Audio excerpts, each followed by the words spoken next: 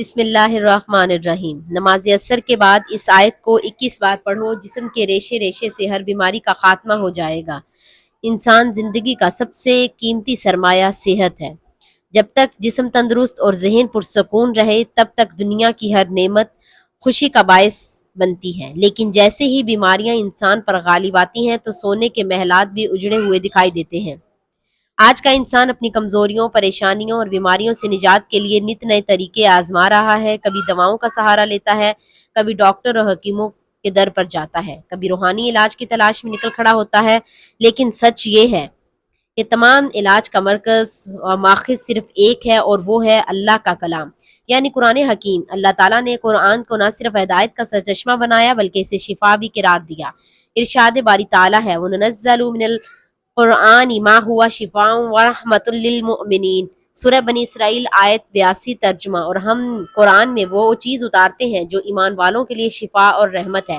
یہ آیت اس حقیقت کو واضح کرتی ہے کہ قرآن محض الفاظ کا مجموعہ نہیں بلکہ اللہ تعالیٰ کی طرف سے نازل ہونے والی وہ الہامی روشنی ہے جو ظاہری اور باطنی دونوں بیماریوں کے علاج کی ضمانت ہے۔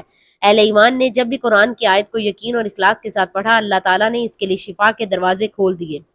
اسلام میں نمازوں کی 5 وقت اپنی جگہ عظیم فضیلت رکھتی ہیں، لیکن نماز عصر کو ایک خاص مقام حاصل ہے۔ عصر کی نماز دن اور رات کے بیچ کی نماز ہے، گویا دن کے اختتام اور رات کے آغاز کے درمیان ایک مضبوط روحانی کڑی۔ قرآن مجید میں اللہ تعالیٰ نے سورۃ العصر میں وقت اور عصر کی قسم کھائی جو اس کی اہمیت کو اجاگر کرتی ہے۔ نبی کریم صلی اللہ علیہ وسلم نے فرمایا، من فاتہ صلاۃ العصر حب اعمالا، جس نے نماز عصر چھوٹ گئی گویا اس کا سارا اعمال ضائع ہو گیا۔ یہی وجہ ہے کہ بزرگان دین نے ہمیشہ نماز عصر کو روحانی طاقت کا سرچشمہ قرار دیا ہے، اور عصر کے بعد قرآن کی کسی آیت کو 21 بار پڑھنا گویا ایمان، یقین اور دعا کے ساتھ جوڑنا ہے۔ اللہ رب العزت نے آپ کو صبر و شکر و مقام عطا فرمایا۔ رہتی دنیا تک لوگوں کے لیے صبر ایوب مشعل راہ بن گیا۔ پروردگار نے جوں آپ کی آزمائش بڑھائی تو آپ کی عبادت اور ریاضات بڑھتی چلی گئی، اور پروردگار عالم نے مصائب و تکلیف میں صبر کرنے والوں کو بے شمار اجر و ثواب کی نوعیت سنائی ہے۔ جن لوگوں نے صبر کیا ہم انہیں ان کے اعمال کا بہت اچھا بدلہ دیں گے۔ صبر کے بدلے جنت کے بالا خانے عطا ہوں گے، اور وہاں فرشتے دعاؤں اور سلاموں سے ان کا استقبال کریں گے۔ جو صبر سے کام لیتے ہیں انہیں بے حساب ثواب دیا جائے گا۔ ان کے صبر کے بدلے انہیں جنت کے باغات اور ریشمی لباس سے نوازا جائے گا۔ محترم ناظرین، ہمارا آج کا وظیفہ قرآن پاک کی ایک بہت ہی مختصر آیت کا وظیفہ ہے۔ یہ آیت آپ نے 21 مرتبہ نماز عصر کے بعد پڑھنی ہے۔ یہ آیت پڑھنے کے جسم کی ہر حصے سے بیماری کا خاتمہ ہو جائے گا اور اللہ تعالیٰ آپ کو شفا عطا فرمائے گا۔ آپ نے یہ آیت نماز عصر کے بعد کس طرح پڑھنی ہے اور یہ میں آپ کو تفصیل سے بتانے لگی ہوں، برائے مہربانی توجہ سے سنیے گا۔ سب سے پہلے آپ نے حضور پاک صلی اللہ علیہ وآلہ وسلم کی ذات اقدس پر درود پاک کا نذرانہ پیش کرنا ہے۔ درود پاک آپ کوئی سا بھی پڑھ سکتے ہیں، ایک بار ثواب کی نیت سے میرے ساتھ بھی پڑھ لیں۔ درود پاک پڑھ لیں۔ اللہم صلی علی محمد وعلی آل محمد کما صلیت علی ابراہیم وعلی آل ابراہیم انک حمید مجید۔ اللہم بارک علی محمد وعلی آل محمد کما بارکت علی ابراہیم وعلی آل ابراہیم انک حمید مجید۔ درود پاک پڑھنے کے بعد آپ نے یہ آیت 21 مرتبہ پڑھنی ہے۔ ان مع العسر یسرا، ترجمہ بے شک دشواری کے ساتھ آسانی ہے۔ یہ آیت 21 مرتبہ پڑھنے کے بعد آپ نے 7 مرتبہ سورۃ فاتحہ پڑھنی ہے۔ بسم اللہ الرحمن الرحیم، الحمد للہ رب العالمین، الرحمن الرحیم، مالک یوم الدین، ایاک نعبد و ایاک نستعین، اہدنا الصراط المستقیم، صراط الذین انعمت علیہم غیر المغضوب علیہم ولا الضالین۔ 7 مرتبہ سورہ فاتحہ پڑھنے کے بعد آپ نے ایک تسبیح اللہ پاک کے 2 مبارک ناموں کی پڑھنی ہے، اور وہ نام ہے یا اللہ یا سلام، یا اللہ یا سلام۔ ان دونوں ناموں کو ملا کر پڑھیں گے تو 1 شمار ہوگا۔ آپ نے ایک تسبیح یہ پڑھنے کے بعد آخر میں پھر دوبارہ درود پاک پڑھنا ہے جو شروع میں پڑھا تھا۔ ناظرین، سورہ فاتحہ میں موت کے علاوہ ہر مرض کے لیے شفا ہے، تو آقا دو جہاں